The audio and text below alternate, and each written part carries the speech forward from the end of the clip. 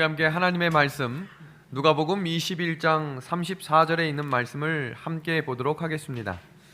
신약성경 누가복음 21장 34절에 있는 말씀입니다. 너희는 스스로 조심하라.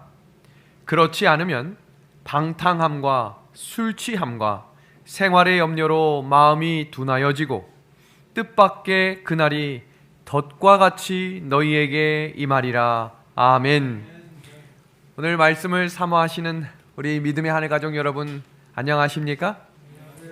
우리 말씀 가운데 하나님이 오늘 우리에게 이렇게 호소하십니다. 너희는 스스로 조심하라. 왜 스스로 조심하라고 하셨을까? 여기서 이야기하는 그날은 언제일까요? 예수님이 다시 오시는 재림입니다. 그날이 덫과 같이 임할 수 있다라고 이야기하고 있습니다. 근데 또 하나의 그날이 있는데, 그날은 바로 개인적인 죽음의 날입니다.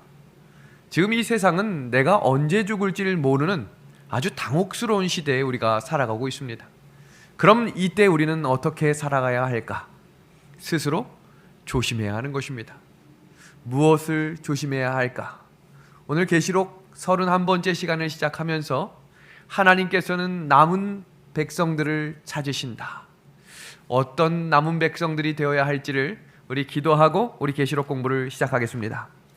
하나님 우리 아버지, 아침 안개처럼 사라지는 이 세상을 보지 않고 영원한 하늘나라를 바라보며 전진할 수 있는 믿음을 허락하여 주시옵소서. 우리의 마음이 청결하여져서 예수님을 바라볼 수 있도록 하여 주시옵소서.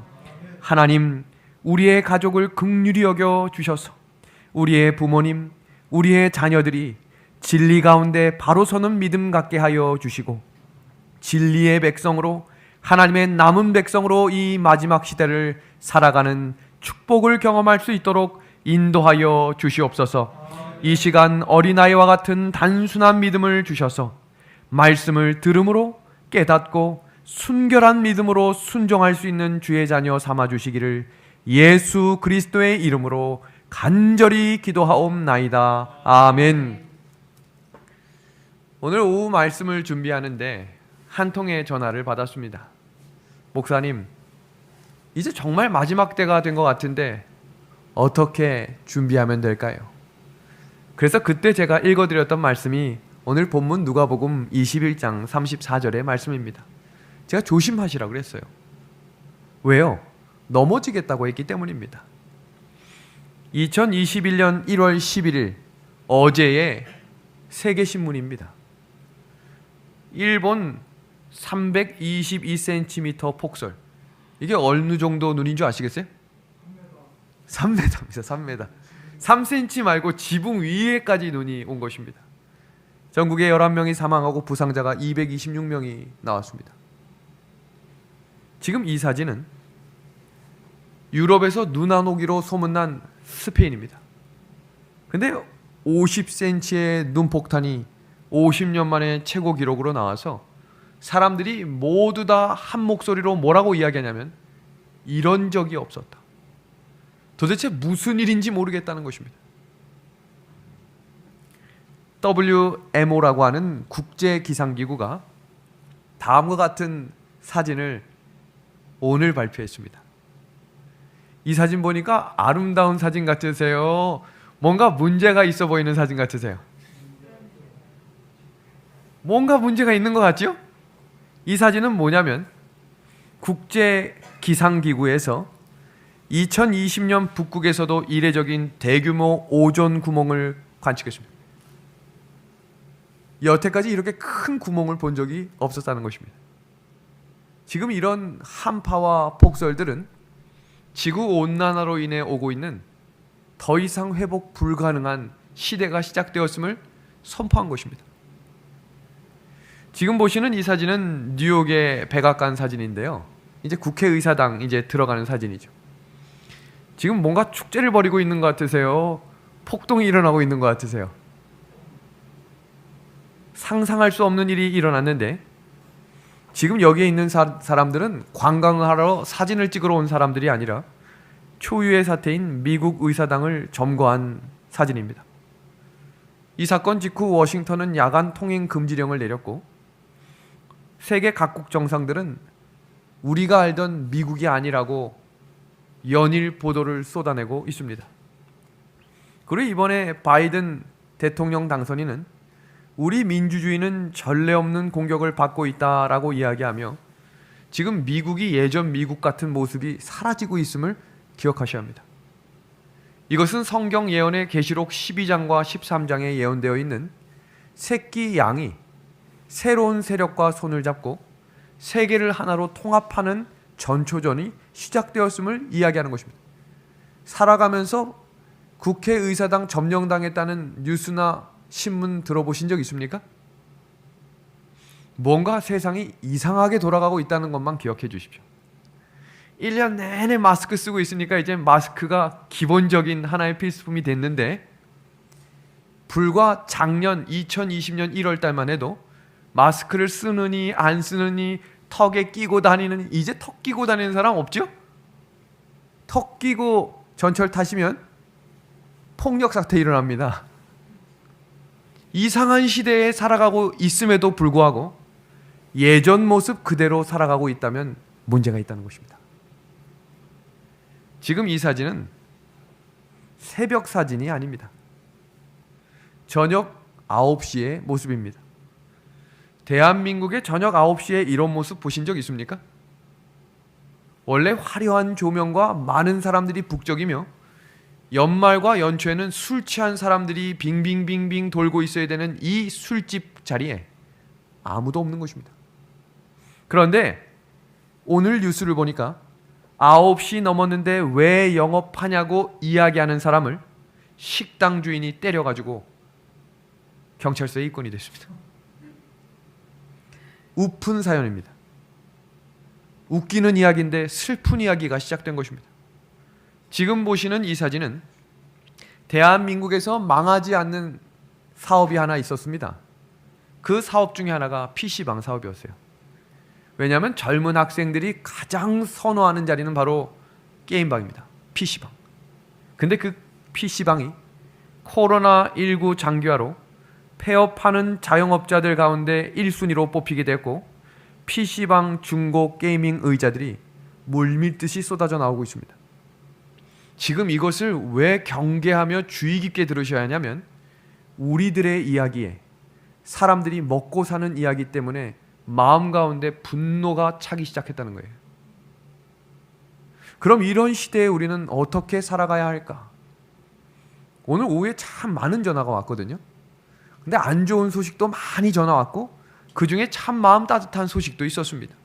그 소식이 바로 다음 사진입니다. 우리 지난주 토요일에 우리 백경애 집사님의 MBC, KBS였나요? KBS 뉴스에 나왔던 그 아주 아름다운 사연. 오늘 이 MBC 뉴스에서 서해 36 중고등학교의 졸업식을 방송하는 사진을 누가 유튜브로 링크를 걸어 보내주셨습니다. 근데 제가 이 짧은 2분여밖에 안 되는 시간 동안 학생을 진심으로 사랑하는 한 선생님의 눈물을 보며 마음이 뭉클했습니다. 저는 하나님의 학교가, 하나님이 세우신 학교가 학생들에게 사랑의 하나님을 소개하고 하나님을 믿는 믿음을 주님의 사랑으로 가르치는 믿음의 학교가 되기를 우리 주님의 이름으로 기도합니다. 하나님의 학교가 하나님의 학교답게 서고 하나님의 믿음의 교회가 하나님의 반석 위에 굳게 서는 교회가 될 때 남은 백성이 되는 것입니다. 다른 사람 다 그렇게 못해도 단 한 사람 다니엘이 기도했을 때 하나님은 그를 통해 나라를 움직이셨습니다. 하나님은 결코 숫자로 일을 하시는 분이 아닙니다. 능력이 많은 사람을 통해 일하시는 사람이 아니라 초라해 보이고 연약해 보여도 하나님 말씀을 있는 그대로 순종하며 나아가는 주님의 제자들에게 성령을 부어주심으로 하나님의 교회를 붙드셨습니다. 오늘 우리에게 그런 믿음을 허락해 주시기를 간절히 소망합니다. 우리 고린도후서 4장 18절의 말씀 한번 다 같이 읽어주시겠습니까? 우리가 시작. 우리가 주목하는 것은 보이는 것이 아니요 보이지 않는 것이니 보이는 것은 잠깐이요 보이지 않는 것은 영원함이라. 아멘. 성도 여러분, 눈에 보이는 것이 다인 것처럼 이 세상을 살아가지 맙시다. 성경은 우리에게 보이지 않는 것을 볼 수 있는 믿음의 눈을 열어 하늘을 향해 전진하라고 말씀하셨습니다. 우리 영감의 글을 한번 같이 읽어보겠습니다. 그럼 이 시대에 너희는 스스로 조심하라 라고 말씀하셨던 그 말씀이 무슨 말씀일까? 같이 봅니다. 온유한, 부드럽고 용서할 줄 알며 욕을 먹으나 욕하지 않고 겸손히 배우는 정신을 나타내는 자, 자신을 높이지 아니하는 자는 복이 있나니 저희가 땅을 기업으로 받을 것이며 이 생에서 하나님의 축복을 받을 뿐만 아니라 그의 나라에서 영광과 존귀와 불멸로 멸관 시움을 받을 것이다. 아멘. 부드럽고 용서할 줄 아는 인생을 살아갑시다. 욕을 먹으나 욕하지 않는 인생을 살아가는 것입니다. 겸손한 마음으로 하나님이 품으라고 하셨던 예수님의 마음을 품고 스스로 조심하는 것입니다. 성경에 나타난 이와 반대되는 죄인의 삶에는 특징이 있습니다. 하나님께서 이 마음을 품고 걸어가라 라고 하는 마음과 반대로 걸어가는 사람의 특징은 다음과 같습니다. 죄를 지은 사람, 죄인이 가지고 있는 특징이 무엇인가 보겠습니다. 아담이 이르되 하나님이 주셔서 나와 함께 있게 하신 여자, 그가 그 나무 열매를 내게 주므로 뭐 하고 있습니까? 핑계대고 있습니다. 여자에게 물으셨죠. 너 이거 왜 먹었니? 라고 물었어요. 그러자 여자가 이르되 뱀이 나를 꿰물어 라고 이야기했습니다. 죄의 특징은 핑계거리를 찾아 무슨 이유든지 다 다른 사람에게 그 핑계를 돌린다는 것입니다. 여기서 주목할 만한 사실은 세상의 핑계가 교회 안으로도 들어왔다는 것입니다. 생각해 볼까요? 제가 어린 시절에 교회를 다녔던 80년대, 90년대 교회의 모습은 목사님들이 부족해 보여도 성도들이 묵묵히 그 부족한 부분을 채워주며 걸어갔습니다. 부족하면 함께 모여 기도했고 부족하면 어떻게 도울 수 있을까를 염려했습니다. 2021년 우리 현재의 교회의 모습은 지적을 넘어서서 목회자를 짓누르고 장로님들은 다른 사람의 핑계를 대고 이렇게 이야기하는 것을 많이 들었습니다. 교회의 성도님들, 옛날엔 그러지 않았는데. 그럼 도대체 누가 문제인 겁니까?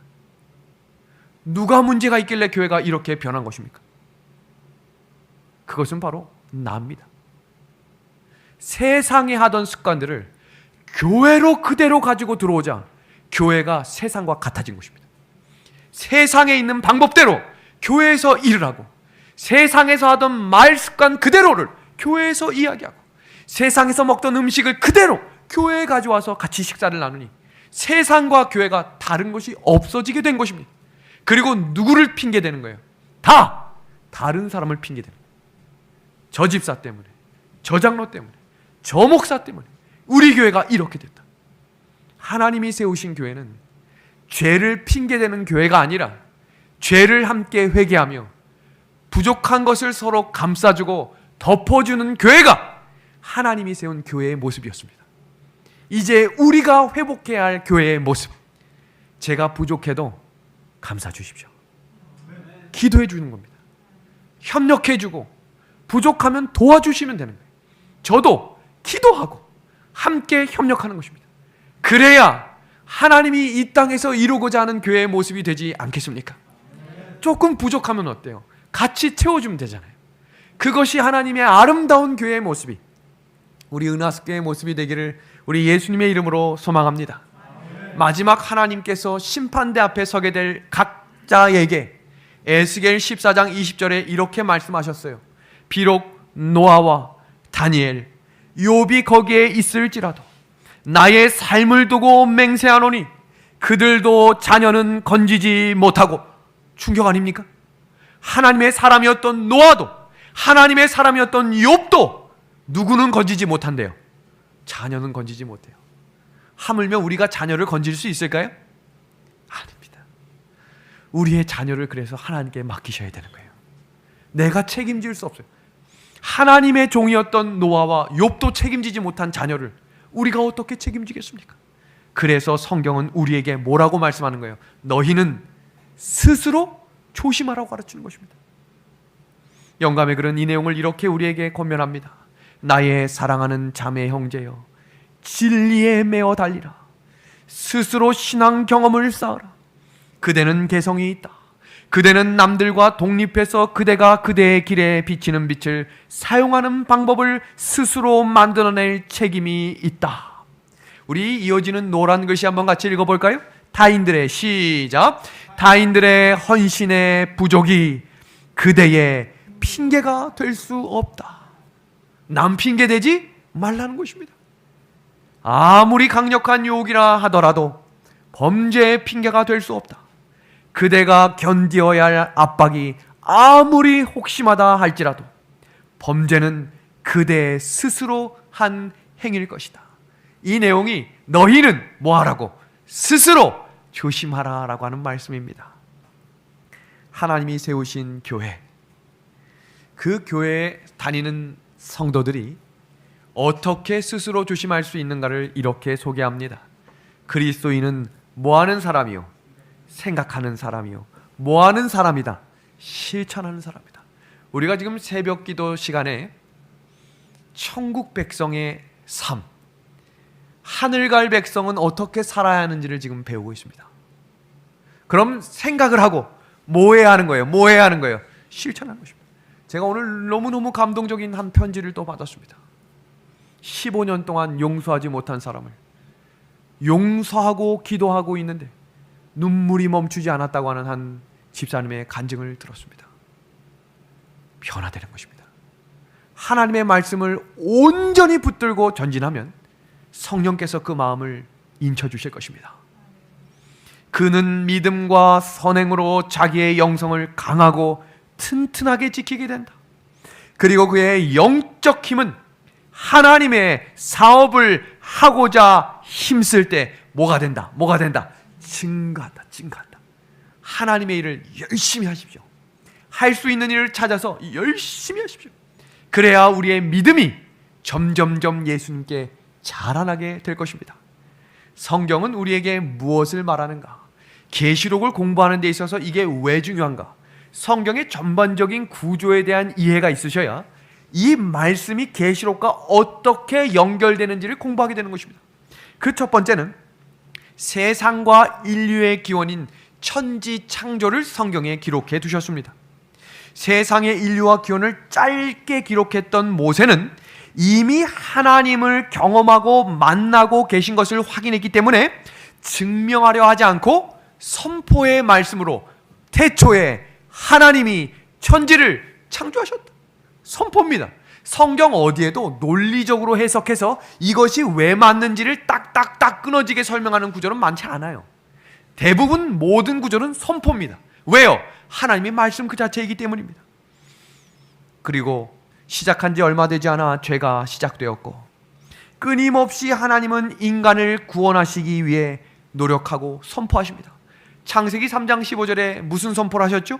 구원의 주체이신 여자의 후손 메시아가 이 땅에 태어날 것이다. 그리고 여자의 후손인 예수님이 출생하는 혈통인 이스라엘 역사를 기록한 책이 구약입니다.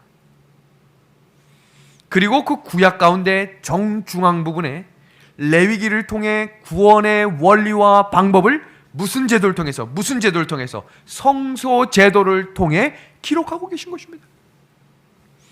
그리고 시작하는 마태복음에는 예수님이 처음 설교하는 장면들을 산상보훈에 말씀하시며 구원받은 사람들이 이렇게 살아가야 한다라고 기록한 이야기가 산상보훈입니다.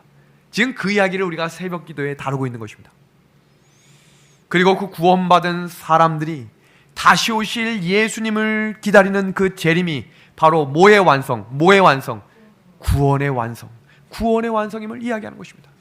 지금 이 1번부터 7번까지의 이야기는 하나님과 죄로 말미암아 끊어졌던 사람들이 다시 예수님으로 말미암아 연결되는 인간 회복의 이야기입니다.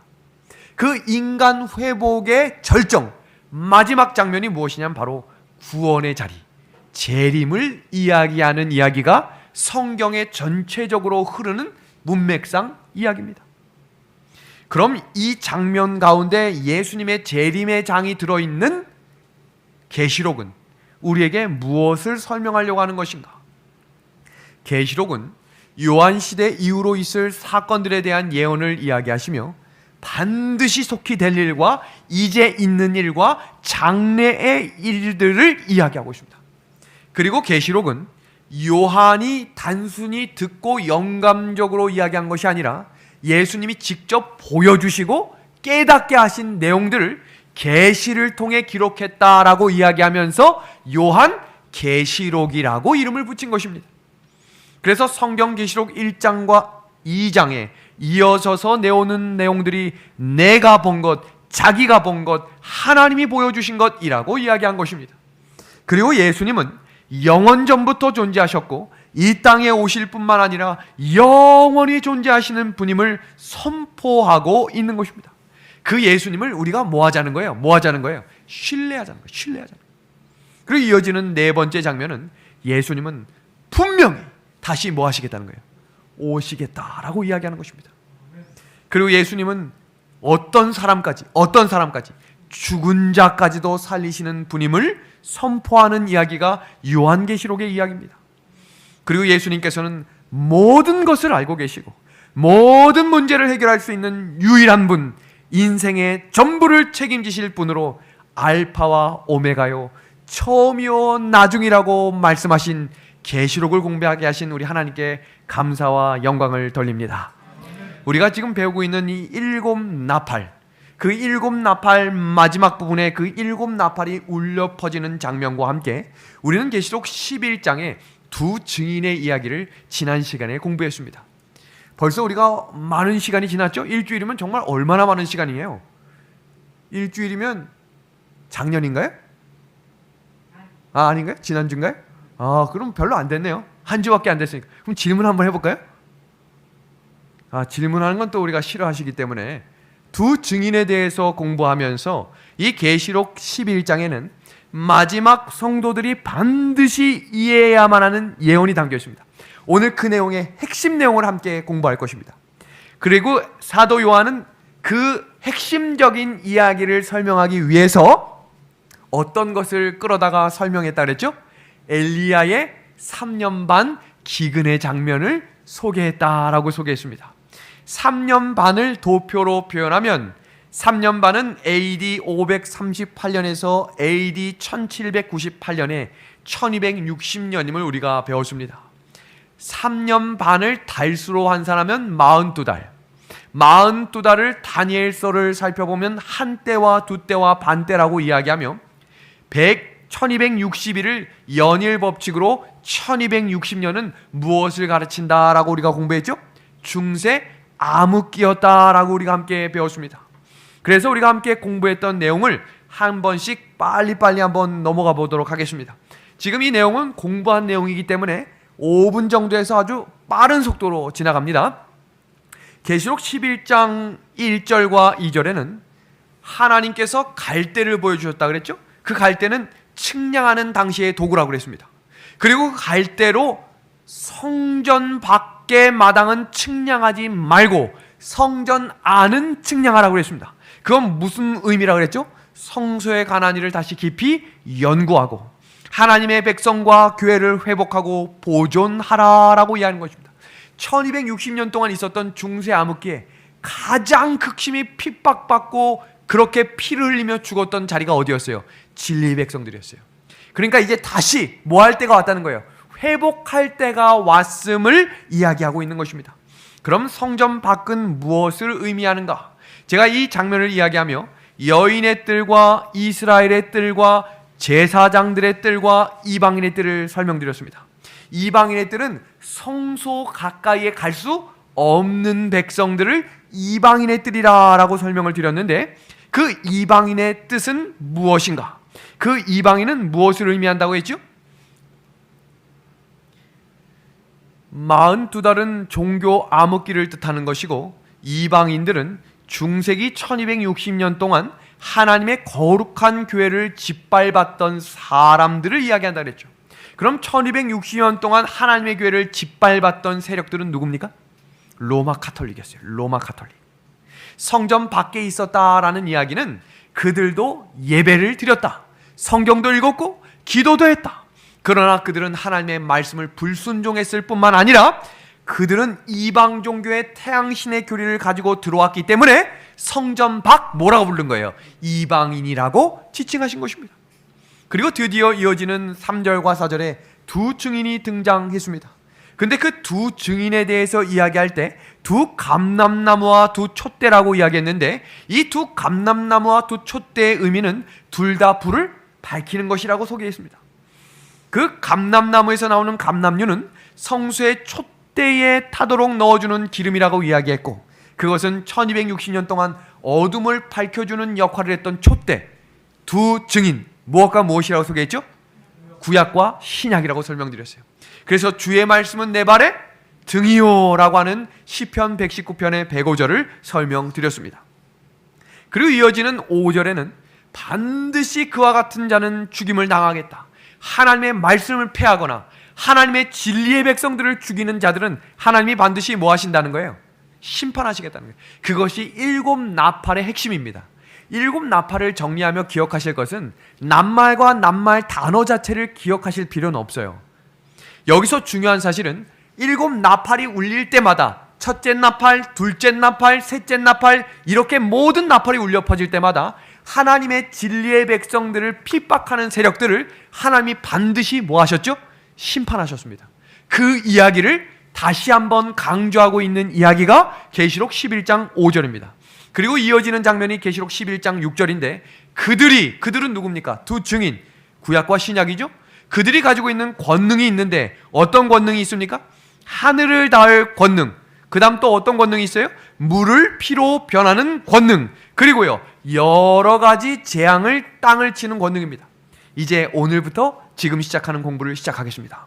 그 첫 번째 권능은 뭐였습니까? 하늘을 닫을 권능. 이건 어떤 권능이었어요? 엘리야가 모든 우상 숭배에 빠진 아합과 그의 나라에게 선포했죠. 다시는 기도하기 전에 비가 오지 않을 것이다. 비가 오지 않았습니다. 그 1260년을 신약 성경 계시록 11장에 중세 암흑기로 그 비유를 풀어 쓴 것입니다. 그리고 두 번째는 물로 피를 변하게 하는 이 장면은 언제 나왔습니까? 출애굽기 7장에 나일강이 피로 변하는 장면입니다.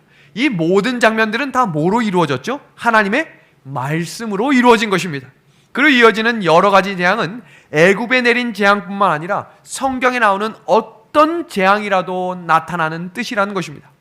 이와 같은 두 증인은 하나님의 말씀을 전하는 그들의 소임을 다할 때까지는 아무 때든지 원하는 대로 재앙을 불러내릴 대단한 권능을 갖고 일할 것이고, 그들은 결코 상처를 입거나 혹은 죽거나 하는 일이 없을 것임을 지칭하는 것입니다. 이 장면을 좀 자세하게 한 번 더 설명드리면, 하나님의 백성들이 대단한 권세를 가지고 증인의 일을 할 것을 의미할 뿐만 아니라 대단한 권능을 나타내는 하나님의 말씀에 대한 적절한 묘사인 것을 기억하십시오. 제가 한번 질문해 보겠습니다. 성경은, 하나님의 말씀은 우리를 모든 문제에서 해결할 수 있는 능력과 권세가 있음을 믿으십니까? 이 하나님의 말씀은 마지막 때에 예수님이 재림하실 때에 죽은 의인들로 살릴 수 있는 힘이 되시는 것을 믿으십니까? 아멘이죠? 왜 그렇게 믿으십니까? 성경에 기록되어 있기 때문이에요. 성경이 말씀했기 때문입니다. 하나님은 그렇게 하시겠다라고 하는 말씀은 하나도 빠짐없이 이루시는 분입니다. 그것을 성경은 실수하지 않으시는 분이라고 이야기한 것입니다. 그래서 성경은 우리에게 보복하지 말라고 이야기한 거예요. 왜요? 하나님이 그 신원을 탄원하시겠다 그랬어요. 하나님이 그 원수를 갚아주시겠다 그랬어요. 그것은 누구에게 속한 것인 거예요? 하나님께 속한 거예요. 마음의 답답함과 마음의 깊은 원한과 미워하는 사람들을 내려놓으십시오. 그것을 하나님께서 뭐 하실 수 있도록, 이루실 수 있도록 말입니다. 성경이 실제로 재앙을 내릴 수 있는가? 계시록 22장 18절은 이렇게 이야기합니다. 만일 누구든지 이것들 외에 더하면, 성경이 뭐하라고 되어 있어요? 하나님이 이 책에 기록된 재앙들을 그에게 뭐하겠다? 더하겠다 그랬어요. 더하겠다 그랬어요. 그래서 성경은 하나님께서 심판하실 수 있도록 우리에게 뭐 하라는 거예요? 기다리라, 인내하라는 것입니다. 하나님의 말씀은 생명수이시기 때문에 생명수를 마시면 구원과 영생이지만 그 생명수에 다른 교리와 계명을 섞어 마시면 그것이 뭐가 되겠다고 소개하고 있어요? 음행의 포도주입니다. 중세 암흑기 동안 가톨릭 교회가 하나님의 말씀인 생명수에 이교도의 교리와 사상을 섞었기 때문에 그것이 뭐가 된 거예요? 죽은 피가 된 것이에요. 무서운 사실은 계시록이 말하기를 중세기의 이 재앙이 마지막 때에도 반복되겠다고 이야기했습니다. 그 시대가 어느 시대입니까? 라오디게아 교회 시대예요.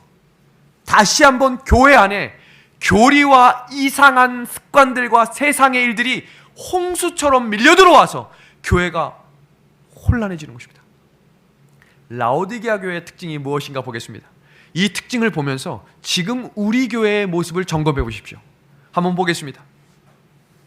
하나님이 기뻐하시는 말씀보다 사람이 기뻐하는 말씀이 울려 퍼지는 교회가 아닌지를 생각해 보길 바랍니다.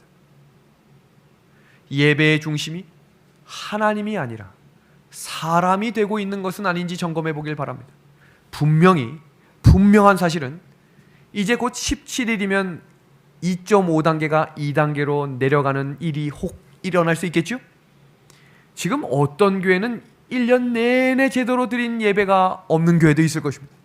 특별히 수도권 지역에서는 무슨 일이 있으면 일단 뭐부터 닫으라고 얘기하니까 교회부터 닫으라고 이야기하니 이게 교회를 못 가고 집에서 방송 예배를 드리는 것이 이제 나도 모르게 몸에 습관이 되어 있을 수 있습니다.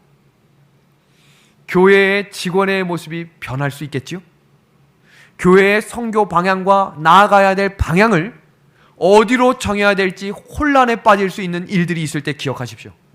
예배가 하나님 중심이 되고 사람이 듣기 좋아하는 소리가 아닌 우리의 마음의 경종을 울리며 하나님이 회복될 수 있는 예배가 되어야 한다는 사실입니다.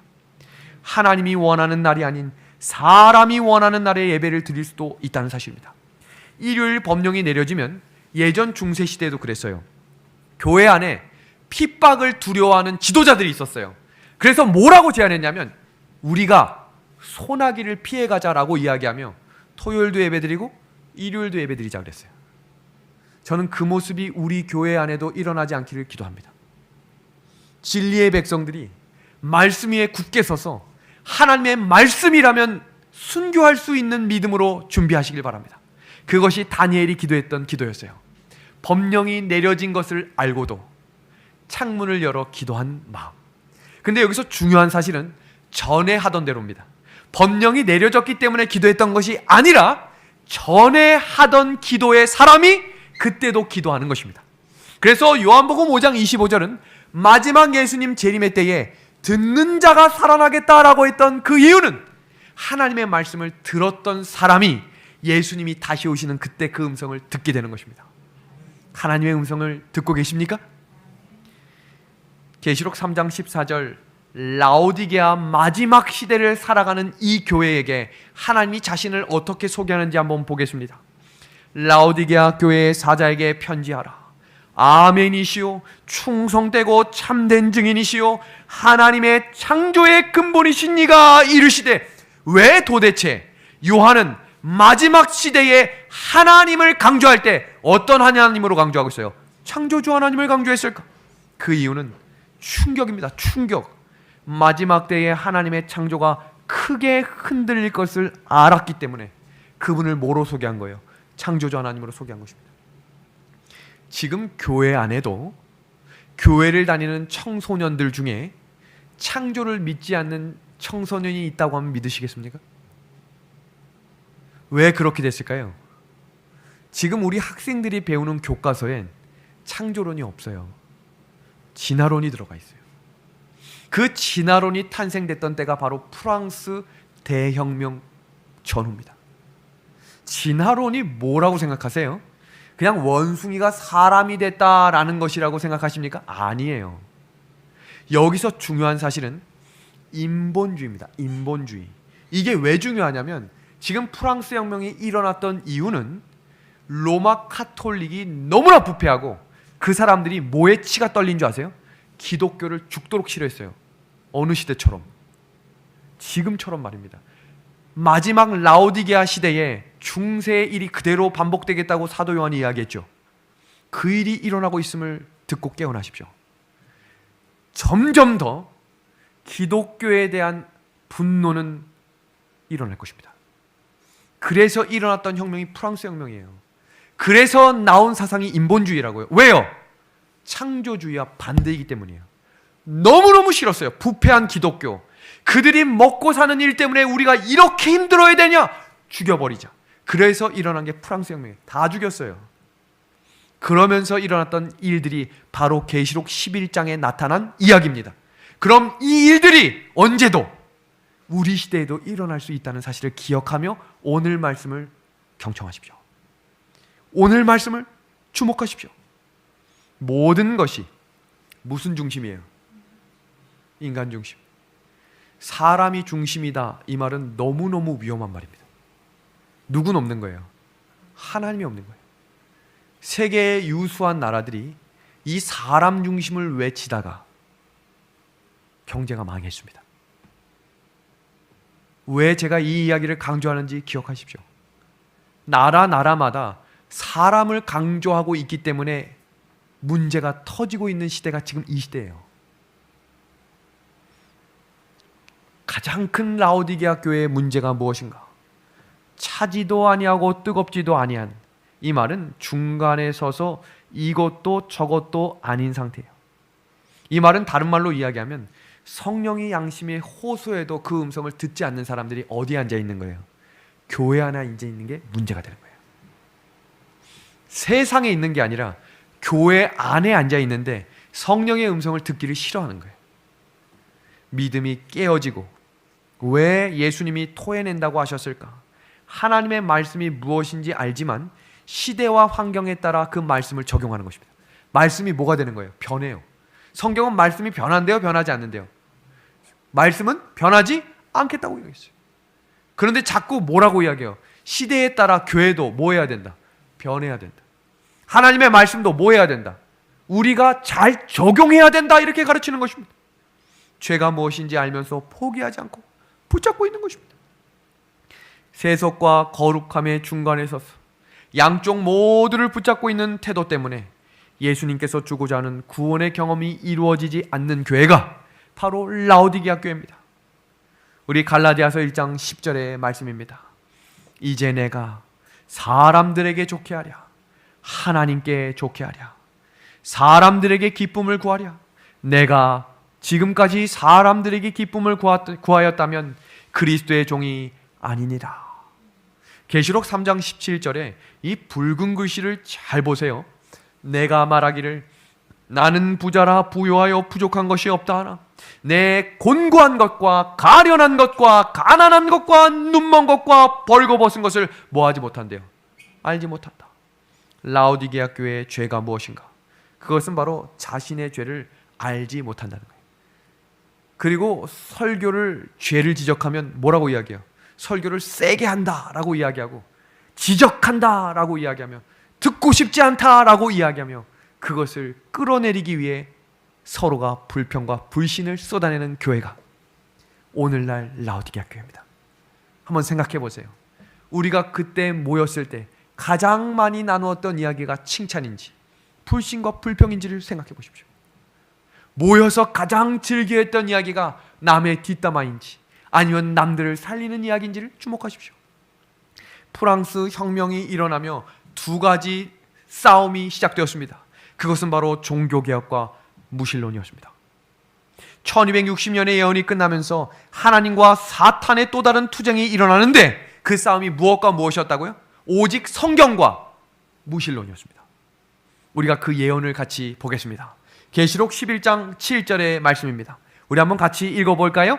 그들이 시작. 그들이 그 증언을 마칠 때에 무저갱으로부터 올라오는, 무저갱은 무엇이냐면 밑바닥이 없는 구덩이.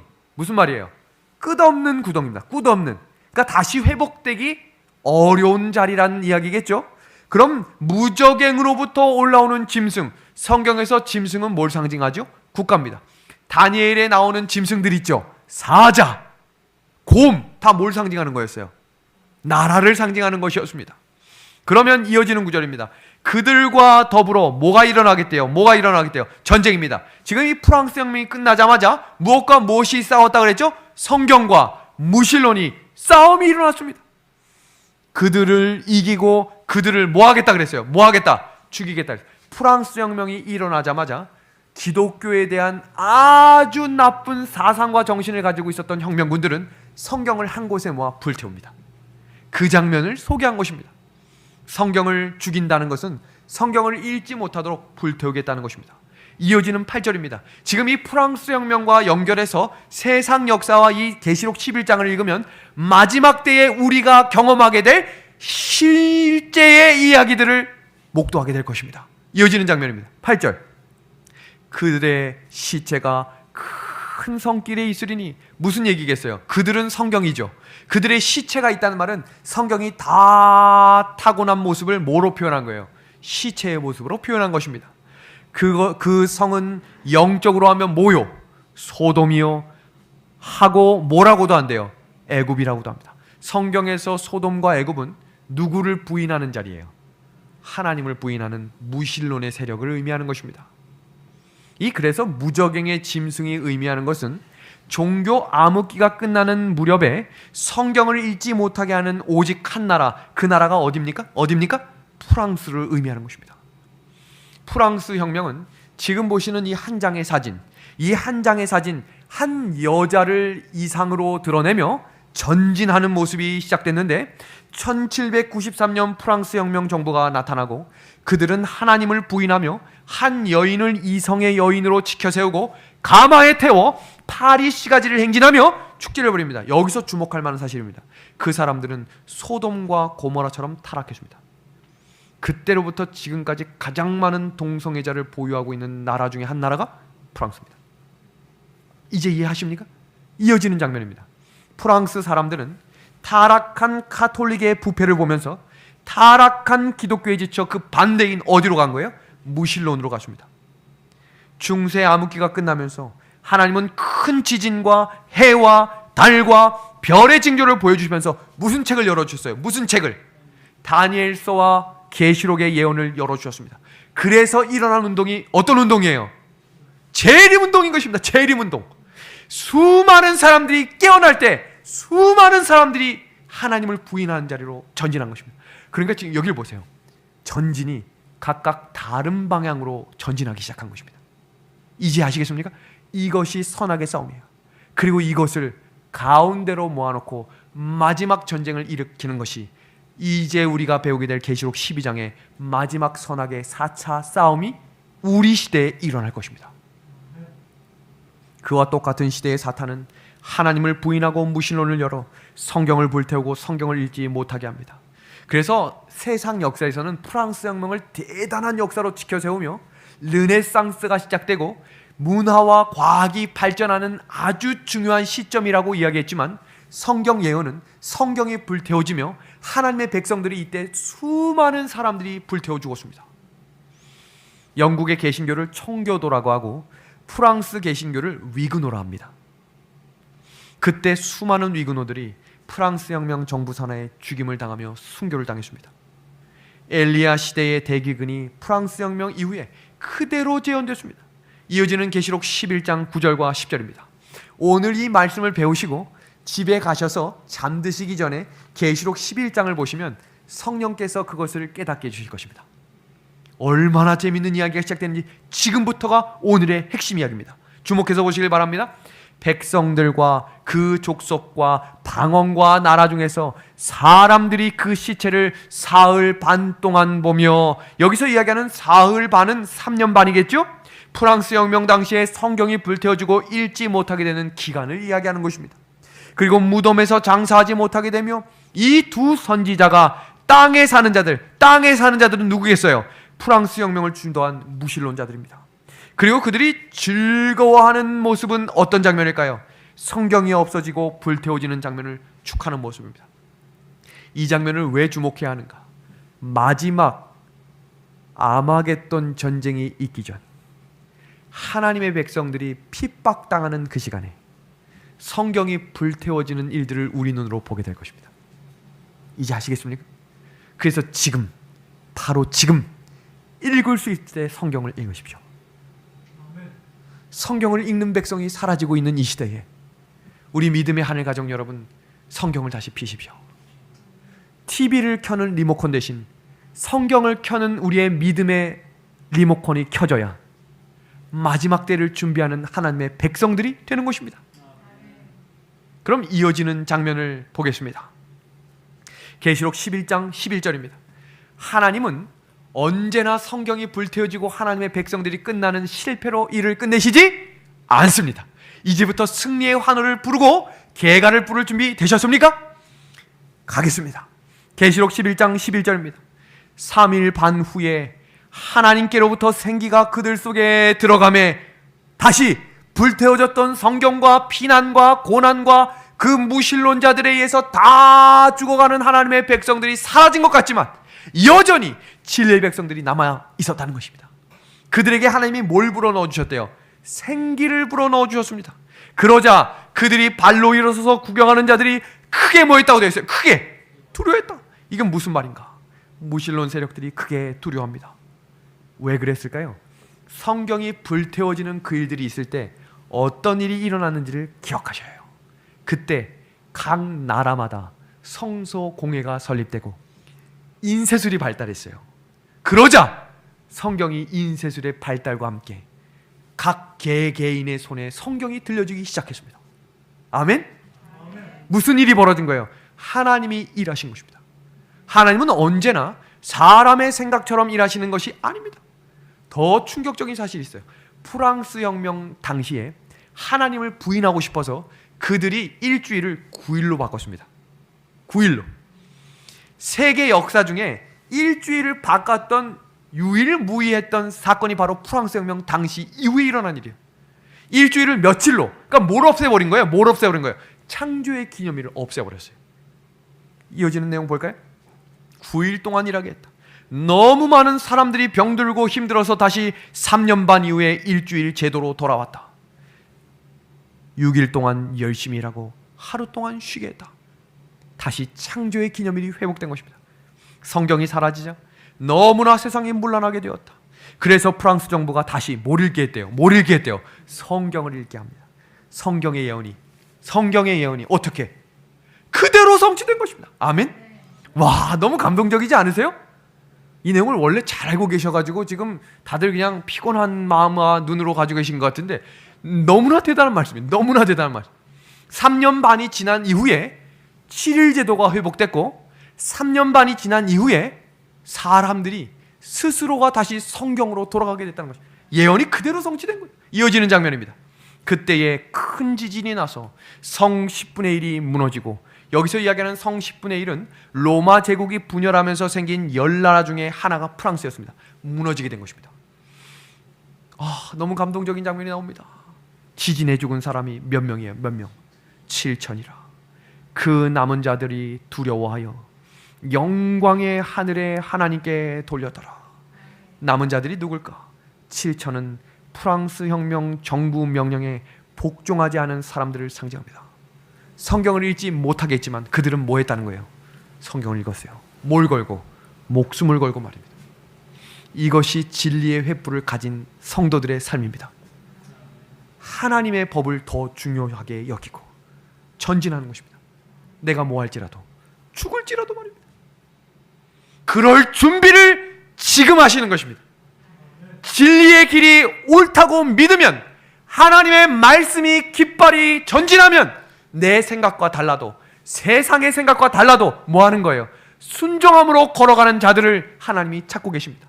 그 사람들을 성경은 남은 자들이라고 부른 것입니다. 이사야 10장 22절입니다. 이스라엘이여, 내 백성이 바다의 모래 같을지라도 누구만 남은 자만 돌아가겠다고 했어요. 로마서 9장 27절입니다. 또 이사야가 외치되 이스라엘 자손들의 수가 비록 바다의 모래 같을지라도 누구만 남은 자만 구원받겠다고 했습니다. 여기 보세요. 노아의 시대에도 방주에 있던 자들만 뭐 했다고 되어 있어요? 남았다라고 이야기했고, 요셉이 하나님의 백성들이 다 기근으로 죽어가는 그 시대에 누구만 하나님의 진리의 말씀을 순종했던 12 아들들과 야곱의 백성들을 통해 이스라엘의 뿌리가 시작되었고, 엘리야가 하나님 저밖에 남지 않았습니다. 몇 명 순결한 하나님의 7,000명의 백성들이 하나님의 진리의 말씀을 가지고 전진했습니다. 성경은 그 사람들을 그 입에 거짓말이 없는 사람들이다 라고 이야기했습니다. 하나님의 백성들은 거짓말하지 않는 백성이 되어야 합니다. 그런데 여기서 이야기하는 거짓말은 우리가 일상생활에서 말하는 거짓말을 의미하는 것은 아닙니다. 요한일서 2장 4절에 이야기하는 거짓말입니다. 저를 아노라 하고 그의 계명을 지키지 아니하는 자는 뭐하는 자요? 거짓말하는 자요. 하나님의 계명을 알고도 그것을 숨기고 있는 자들은 뭐하는 자라고 그래요? 거짓말하는 자라고 그랬습니다. 하나님께서 마지막으로 부르실 14만 4천의 백성들은 하나님의 계명에 충실한 백성들임을 기억하십시오. 영감의 글을 보겠습니다. 진리를 사랑하고 주장할 뿐만 아니라 생애 가운데 실천할 때 남녀들은 무엇을 미워하고 죄를 미워하게 되고 세상에서 예수 그리스도를 증거하는 뭐가 될 것이다? 산 증인이 될 것이다. 마지막 세대에 남은 자를 확인하는 표는 다음과 같습니다. 그들은 무엇을? 하나님의 계명을 지키게 될 것입니다. 그리고 그들은 무엇을 가지고 전진이에요? 예수의 증거입니다. 예언의 영이에요. 그리고 그들은 뭐하는 백성? 하나님이 나의 주인 되심을 고백하고 내 억울함을 누가 풀어주시기를? 하나님이 풀어주시기를 맡기는 것입니다. 네 번째는 그들은 예수님이 가졌던 믿음, 이게 뭐예요? 예수의 마음, 온유함입니다. 그리고 다섯 번째는 그들은 특별한 기별인 새 천사의 기별을 선포하는 것입니다. 믿음의 하늘 가족 여러분, 오늘 말씀을 정리하며 지금 우리에게 필요한 것은 연합입니다. 서로를 미워하는 것이 아니라 뭐하고? 사랑하십시오. 그리고 섬기고 낮추고 희생해야 합니다. 다락방에 모였던 예수님의 제자들의 참 신앙으로 돌아갑시다. 이것이 남은 무리의 신앙입니다. 우리 은하수 믿음의 하늘 가족 여러분, 그 자리에 함께 참여합시다. 그리고 순교의 자리가 될지라도 함께 전진합시다. 말씀을 마치겠습니다.